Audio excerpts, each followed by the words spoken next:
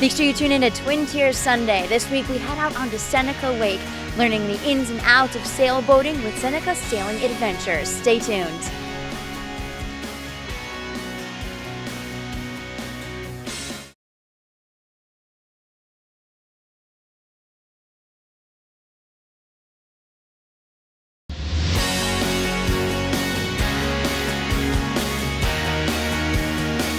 You're watching Twin Tiers Sunday with Jennifer Sheahen.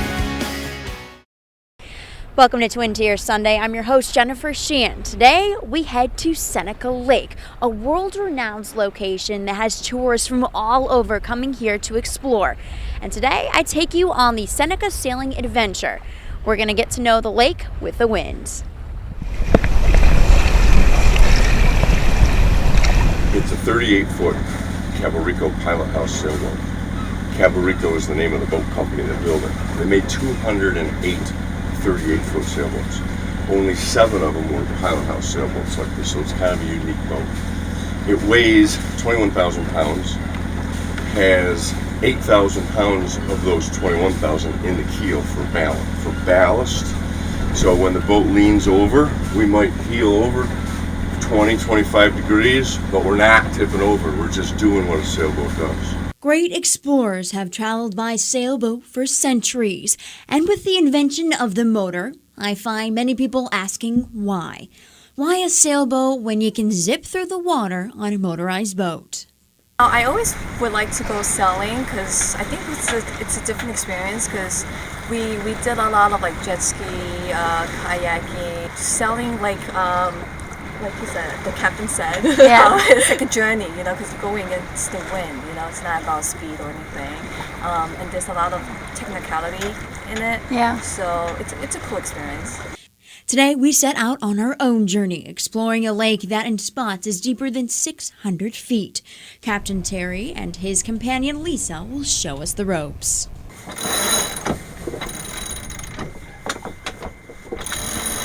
I'll always tell you what's going to happen next or what's to watch out for if there's something that you should duck or be careful of the line. But first, sails up. Now, the goal is to put the right amount of sail up.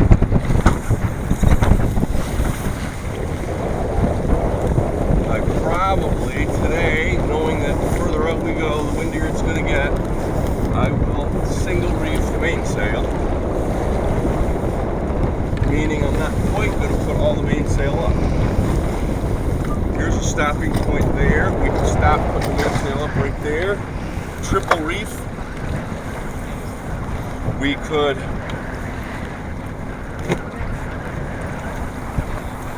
stop putting the mainsail up right there, double reef. But for today, we're going to choose a single reef, which is all about keeping the boat in balance.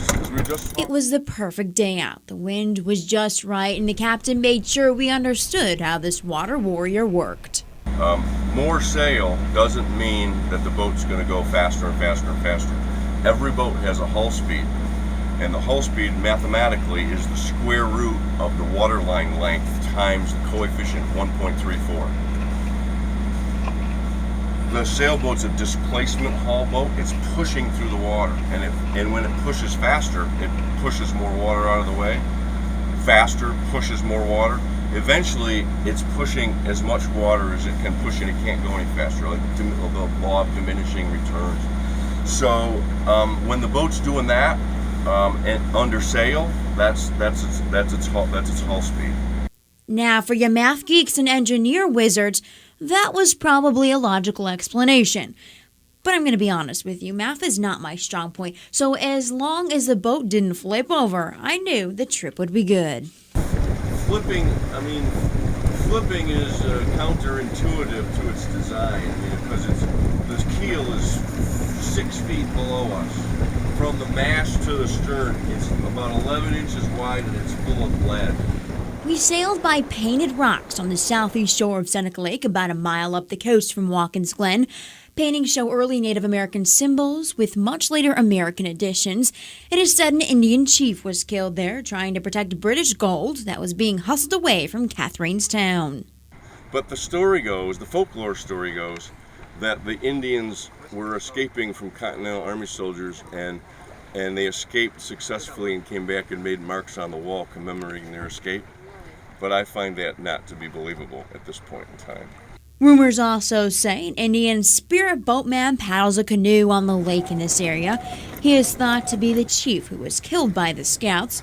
Luckily, he didn't make an appearance today.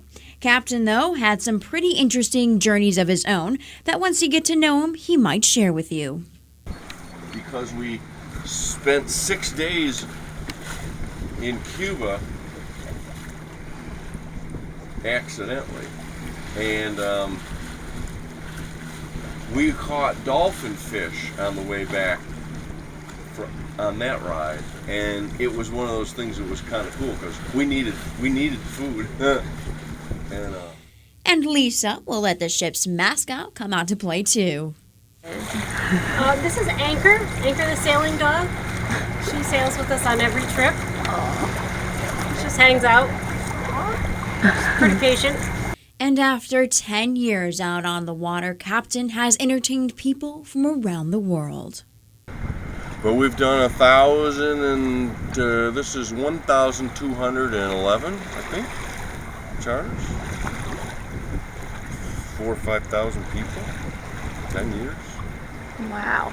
So that's a lot of salt plant, Hector Falls, and painted rocks. Getting to know Seneca Lake free with the wind and sail was not only exciting and educational, but extremely relaxing. And the tourists on the sailboat from New York City had the same feeling, not only about the sailboat, but the southern tier as well. Calming and soothing, and relaxing. It's in the cities, everything's like everyone's always in a rush to go to work. And it's crowded. Here it's like very like laid back and calm and peaceful. So it's a different like atmosphere totally. It's like a little town. You just like stroll around, take your time. It's nice to get away, from New York City.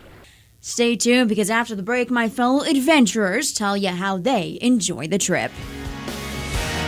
Twin Tier Sunday will return in a moment.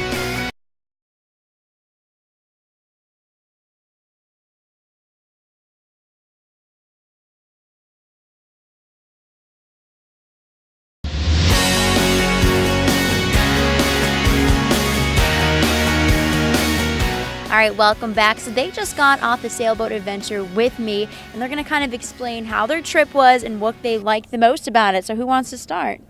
Angela can start. Go ahead, Angela. So just got off the boat.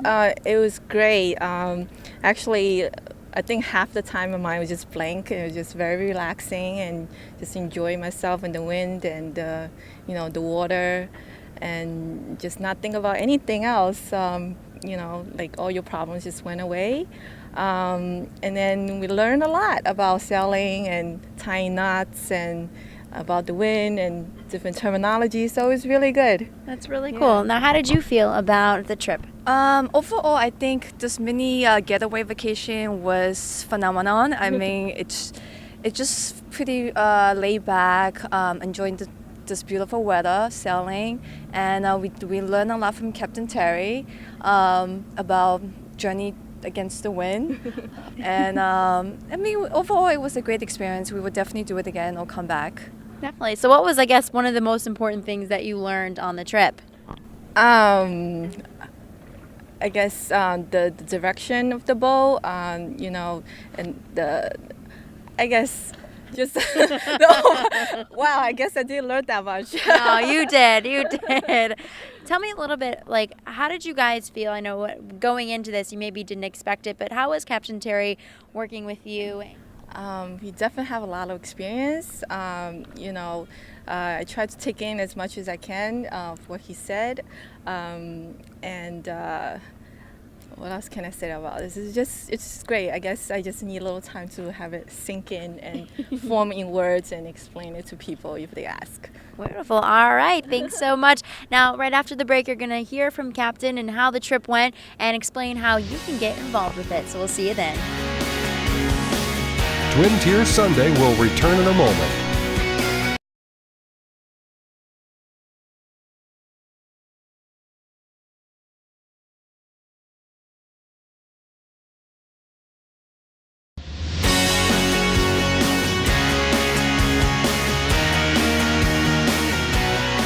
All right, welcome back. We're going to be talking to the both of them now about their boat and how everything works.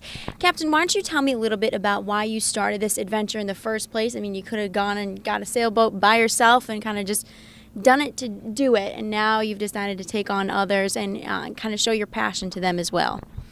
Well, when we started sailing, you start taking some friends out and some neighbors out and some kids out, and before you know it, you feel like you're captaining the boat anyways with new people. So we decided as a retirement project we'd turn it into a business and actually get licensed and insured and have a website and make it a full-blown operation. That's right. Now it's been 10 years, so that's a long time to kind of have this going. How have you seen it evolve from day one to now? Yes, evolution, that's right. In the first year, you're surprised that people show up, but here we are in the nucleus of the wine country and a lot of tourism. So each year got a little bit busier and busier. And it's a by word of mouth kind of thing too. You can advertise, but we find we have many people come on the boat that came because their daughters, their parents, their relatives sailed, and they were lucky enough to have a good day and came back to do more. That's really nice. Now, you guys two you met a while ago now. So how did the two of you meet? It's kind of like a sweet thing. When you come on the boat, it's kind of like that family atmosphere almost, because the both of you work together hand in hand. How did you two meet, and why did you guys decide to do this together? Well, I had a little sailboat in 2001, and Lisa was helping me take care of my mom by way of working at the pharmacy in Montour Falls, and I thought maybe she would like to have lunch on my sailboat. And so since 2001, we've sailed on 3 different boats that we've had, and 1,215 times out of this marina. Wow, that is a lot. So why then did you decide to kind of take part in this with Captain Terry and say, you know what, let's do this together? It just happened. We were already kind of dating and stuff, and we were doing the little sailing thing, and we didn't really say, hey, let's start a charter business. It just happened. It just happened naturally, and because we were just doing sailing anyway, and we were learning it together, and it just evolved. I can't really say great. that we set out to do it. It just happened. Definitely. Now, have you guys always had this particular boat, or did you have something smaller beforehand? We had a 21-foot boat when we were really learning about the right way to try to sail. Then with the business started with the 31-foot boat. That's where I got captain licensed and got insurance and a website. And then we decided that if we were going to travel, we need an ocean-going, heavier, stable boat, and we could take some more people up to our capacity of 6. So we started with this boat, this 41-foot boat, in the spring of '07.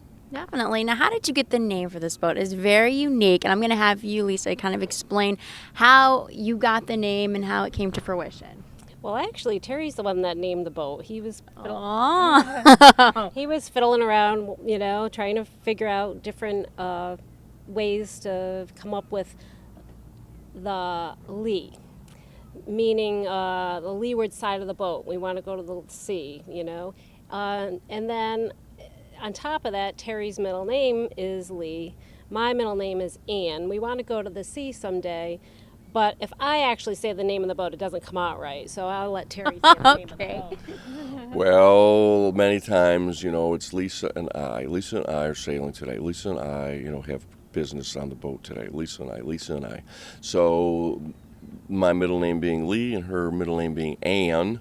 And again, we have a very sea-kindly boat that's meant to sail in the ocean. Wow. So we put the C, S-E-A in the middle. So it's the Lisa and 1, or more appropriately, it's Lisa and I. There you go. Beautiful. Now, you guys have been doing this for 10 years, so you're taking kind of a big trip coming up, commemorating, I guess, your anniversary here of 10 years having this boat. Tell me a little bit about where you're going and what people can, I guess, want to know about an adventure that you guys are having. Yes, adventure. Well, the whole thing, Seneca Sailing Adventures, I guess, is appropriate because we didn't really know much about what we were going to get into when we started the business. So now we'll take another step. And we are in the baby toe of the whole water world here because this lake's connected to the Seneca River. Seneca River's connected to the Erie Canal, Erie to the Hudson. So you can travel the world just by, getting onto this lake. So we're going to try a little slice of that, sailing this boat down the Hudson River by way of the Erie Canal and keep poking our way south through the Chesapeake Bay and the Intercoastal Waterway down to Beaufort, North Carolina, and then maybe some ocean time, getting ourselves to wherever it's warm enough at nighttime in January and February. That is incredible. So you're kind of having a big journey coming up and kind of doing it together. And they're also doing it with this little guy right here. So if you come on the adventure, you're going to see Mr. or Mrs. Anchor here. Why don't you show... There he is. Tell me a little bit about your puppy and why you guys, I guess, bring him along, even though, like you told me on the trip, she's not very fond of the water. Well, this is Anchor. Anchor the sailing dog. She's a long-haired Chihuahua. She weighs 4 pounds. She'll be having a birthday in October.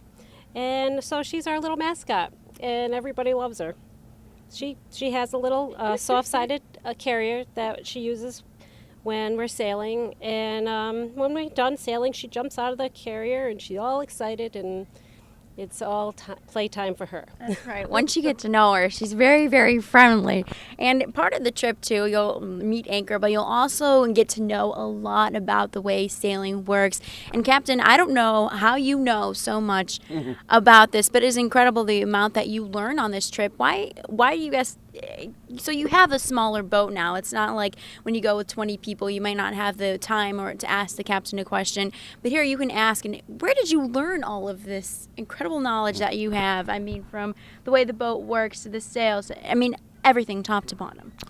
Well, I think firstly I would give credit to the elder sailors here at the marina, because when you start out, you ask questions of the more experienced, seasoned people, and there's a handful of those here that you just keep asking questions of, and then you make some mistakes, and you decide that I know how that happened, and I'm not doing that again.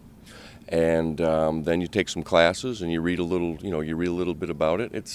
It's again a progression of each year's storms and each year's repairs, and I don't think you could ever sit and say you know what's going to happen. I mean, that's part of the adventure. If you're an airline pilot, I mean you take off, you fly, and you land, but you don't know what tomorrow's going to bring. So I mean that adds the little element of mystique. You try to use your past experience, to make today's sail the safest and the best it can be. That's great. Now, when did you start sailing? Was it, years ago when you were young, or is this something that you just one day said, you know what, that looks fun to do? There's a little bit of childhood background playing around on sailboats without much concern about why or how. But in 2000, maybe 1999 or so, we started doing some boat shows. Just before I met Lisa, I started doing a little bit of boat shows here and there, and kind of oogling these ocean-going boats as a nice way to travel, and that's kind of where it came from. Some classes, some experience from other people, and the experience of repeatedly doing it yourself every day. There you go. So for people that want to kind of come out and enjoy and just get to know the basics of sailing, I know that our cameraman was on the boat and this was his first time sailing, and he initially stepped on saying it's probably not, it doesn't have a motor, it's not going to be that fun, but he left saying was an incredible experience that I had, because there's so much that goes into it. For people that are coming on the boat, what would you recommend them to bring? Can they bring, obviously, comfy clothes, or what would you tell them to bring on the boat so they're comfortable and safe? Well, when you do sail out here, you can start in May and you can end in October. So, you're almost getting 3 seasons, the spring, the summer, and the early fall. I would say you bring a bag of various coverings, from the bathing suit to the hooded sweatshirt, because, it can be different temperatures no matter what the season is. and on the comment of how entertaining it can be. I mean, a lot of times sailing is supposed to be thought of as downtime, relaxing time, romance time, but really engineers are really drawn to sailing in that you've got a whole set of hydrodynamic principles going on under the boat and a whole set of aerodynamic principles going on in the sails, and those two concepts are merged to make the boat perform to its best abilities. That's incredible. Now, if somebody comes on the boat, do you have any, I guess if somebody has a disability or anything like that, can they still come on the sailing adventure? Or would you recommend maybe a different kind of boat for them? Well, we're aware of all the different boat venues up here between Captain Bill's Legacy, the Stroller, and Schooner Excursions True Love. I don't think there's a boat venue up here that can't handle most every situation. If I have somebody on the phone that says, there's a person with a specific challenge, we'll discuss, how we could make it work. And if we get to the point that it's impossible, then we'll get a hold of the other boat owners and make sure we can make something happen. Wonderful. Now, you guys are busy working the whole entire time. Can people bring food and drink with them, even alcoholic beverage maybe with them? What would you recommend? Or you say, you know what, you can bring this and not this? Right. Well, we encourage people to bring their picnic basket, and have cheese and crackers or a snack and whatever beverage they bring. Now, the limitations begin when the more aggressive weather. If we get a windy day, then the boat's a little more of a aggressive ride. I like to kid people and say it's the geriatric amusement park ride, but if it's going to blow heavy and we're going to have 25, 30 knots of wind, then it's going to be a way different ride than if it's a 5-knot, lazy day. So kind of just plan accordingly to the weather. Wonderful. Now, after all these years, what is your most, I guess, favorable memory that you have? One time that you can look back and say, you know what, that was an amazing experience. We've had some great family experiences. And so I think, when you have the whole unit come together as a family and then they leave and just say, hey, thanks, that was so great. We had a great time. Usually like the 12, 14, 16-year-old, kids or, and it's sometimes those are hard ages to really engage. And so that's very rewarding. And you were telling me, too, last time I was here that even though the weather may be bad, you had an experience once that was incredible because the weather was actually bad. Tell me a little bit about that. Yes, that was a lot of fun, and that was very memorable as well. Yeah, we had a storm that we were waiting for, and it did come, and it was pretty aggressive, and everybody packed up their little bags and went inside the pilot house, and 20 minutes later, they were nice and dry. The storm passed. We dried up everything, and they came back out, and Terry and I were soaking wet. But it was great, and everybody had a good time. That's wonderful. Now, how about you, Captain? What is your favorite memory or slew of memories on the boat so far? Well, like Lisa says, I think when you do it every day, it becomes the sailing becomes kind of commonplace to you, but it's the people that you begin to remember and how they react to the experience. And I know, some of the families or the people that they'll bring their grandfather or their father, and they'll be up in years and they will have had some sailing memories or some sailing desires they never fulfilled. And if we get the wind and you have that person on board that you can tell from their facial expression that this is just, it's something they've dreamt of for a long time and never got to accomplish it. So I always remember those smiling faces staring at the sails with the boat heeled over and no sound but the wind and the water splashing.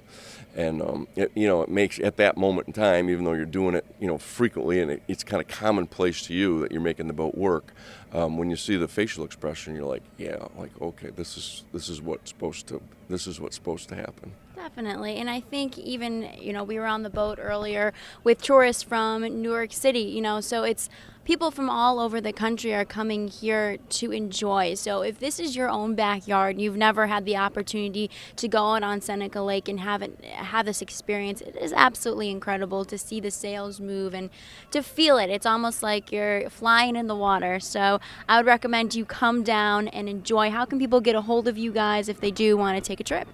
Our boat for up to 6 people, they can call my phone number. It's 742-5100. If you've got a larger group than 6 and you want to bring the larger group, you can call Schooner Excursions. They're 535-5253. And you can go either way with Captain Bill's. You can have a banquet, a wedding on the Seneca Legacy, or you can get a short little boat ride on the stroller that does a 50-minute tour. So there's enough boats here that I think could service anybody that wanted to get out on the water, whether you're sailing or you're just cruising on a motorboat. Wonderful. Now, how long do people have until you guys go south? Well, we're going to stop August 23rd, but the schooner will run right into October. Maybe they'll switch to just weekends, and also the stroller runs right into October. So. Any time that you want to get on the water, with us it'll be August 23rd, but the rest of the boats will be running right into October. Wonderful. All right. Thank you so much, guys, for having me on your beautiful boat. It's been a wonderful experience, and I know I got to know you guys, got to know some people from New York City, got to know my cameraman a little bit better. So thank you so much, and thank you, everybody, for watching. Make sure you tune in next week.